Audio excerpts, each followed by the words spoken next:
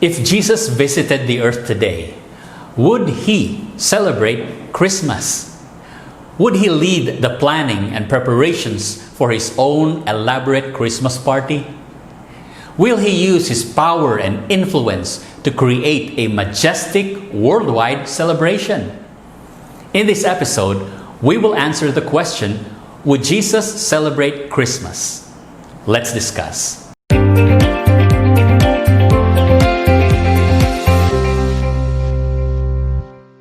For most people around the world, Christmas is the most important holiday of the entire year.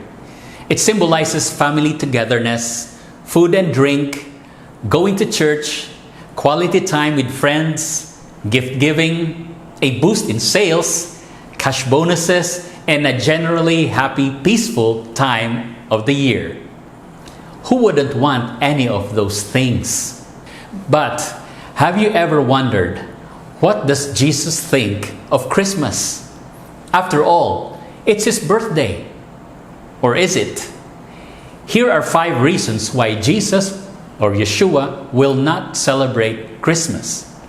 Number 1, Jesus was not born on or around Christmas. Suppose you were born on July 16, but your friends threw a birthday party on the birthday of your avowed enemy on January 29. Would you really feel honored? Would you celebrate it? That's how Christ feels about Christmas. He is the truth. He stands for truth and nothing but the truth. He even said that we ought to worship God in spirit and in truth. And the truth is, Jesus Christ, his real name is Yeshua the Messiah, was not born on or around December 25. Here are 4 biblical, logical, meteorological, and historical proofs. Number 1, his birth occurred during the time of the taxation and census decreed by Caesar Augustus for the Roman Empire. The Roman rulers and the Senate would be foolish to declare an empire-wide taxation during midwinter. Number 2, when Christ was born, he was wrapped in swaddling clothes. The Greek word for swaddling clothes is spargano, which means strips of cloth. If this was winter, Mary would have prepared thick woolen clothes. Number 3, there was no room for them in the inn. Why? Since Mary was way advanced in her pregnancy, she and Joseph had to travel slowly. When they arrived, all the inns were occupied. Why were all the inns occupied? It coincided with the 7th month festival of the Jews, which is equivalent to our September. Number 4, the biblical account says, quote, shepherds were out in the field keeping watch over their flocks by night. This is another proof, meteorologically speaking, that Christ's birth was not in the middle of winter or anywhere near December 25. But some will say, big deal, so what? Jesus Christ may not have been born on December 25, but the important thing is we are worshiping Christ by dedicating Christmas to Him.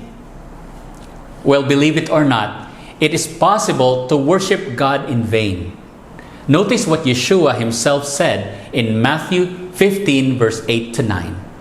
These people draw near to me with their mouth and honor me with their lips, but their heart is far from me, and in vain they worship me, teaching as doctrines the commandments of men. So it seems clear that God doesn't want us to give His glory to other gods or graven images. Notice Isaiah 42 verse 8 in the Hebrew Roots Bible. I am Yahweh, that is my name, and I will not give my glory to another, nor my praise to engraved images. This leads us to our second point. Christmas originated in ancient paganism. The practices connected with Christmas started about 4,000 years ago, long before Jesus was even born. December 25 has long been associated with the ancient pagan celebrations of Saturnalia, Brumalia, and Dies Natalis Sol Invicti, or the birth of the invincible sun, Mithra. We have a very old book in our library published in 1953, The title is 4,000 Years of Christmas, written by Dr. Earl Count, a professor of anthropology at Hamilton College in New York. In this book, he documents his research on this subject through 4 millennia. Brumalia is the ancient Roman-era predecessor of Christmas. Merriam-Webster's dictionary defines it as follows, quote, a pagan festival held at the winter solstice from which some features of the celebration of Christmas seem to have originated, unquote. The New Schaff-Herzog Encyclopedia of Religious Knowledge, in its article on Christmas, explains its development into modern times, quote, how much the date of the festival depended upon the pagan Brumalia, December 25, following the Saturnalia, December 17 to 24, and celebrating the shortest day in the year, cannot be accurately determined because the pagan Saturnalia and Brumalia were too deeply entrenched in popular custom. The pagan festival, with its riot and merrymaking, was so popular that Christians were glad of an excuse to continue its celebration with little change. Now that we know Christmas is pagan, how does Christ and how should we feel about it? Number 3, the Bible prohibits following pagan practices. Notice Deuteronomy chapter 12, 29 to 32. When the Lord your God cuts off from before you the nations which you go to dispossess, and you displace them and dwell in their land, take heed to yourself that you are not ensnared to follow them after they are destroyed from before you, and that you do not inquire after their gods, saying, how did these nations serve their gods? I also will do likewise. You shall not worship the Lord your God in that way, for every abomination to the Lord which he hates, they have done to their gods, for they burn even their sons and daughters in the fire to their gods. Whatever I command you, be careful to observe it. You shall not add to it, nor take away from it. Please also read Mark 7, 7 to 9. And in vain they worship me, teaching as doctrines the commandments of men. For laying aside the commandment of God, you hold the tradition of men, and many other such things you do. He said to them, all too well, you reject the commandment of God that you may keep your tradition. One of the oldest traditions of Christmas is decorating a Christmas tree. But God says we should not follow these pagan customs. Notice Jeremiah chapter 10, verse 2 to 4. Thus says the Lord, do not learn the way of the Gentiles, for the customs of the peoples are futile. For one cuts a tree from the forest, the work of the hands of the workman, with the axe. They decorate it with silver and gold. They fasten it with nails and hammers so that it will not topple. But isn't it better to celebrate Christ's birthday on a wrong day than not celebrate it at all? That's a good question, and it leads us to our next point. Number 4, God's people do not celebrate their birthdays. The only 2 birthday celebrations mentioned in the Bible, Pharaoh's and Herod's, both involved deaths. None of the people of God ever celebrated their birthdays. Can we get a clue? The first birthday celebration is mentioned in Genesis chapter 40, verse 20 to 22. Now it came to pass on the 3rd day, which was Pharaoh's birthday, that he made a feast for all his servants, and he lifted up the head of the chief butler and of the chief baker among his servants. Then he restored the chief butler to his butlership again, and he placed the cup in Pharaoh's hand, but he hanged the chief baker, as Joseph had interpreted to them. The second instance is found in Matthew 14, 6 to 11. But when Herod's birthday was celebrated, the daughter of Herodias danced before them and pleased Herod.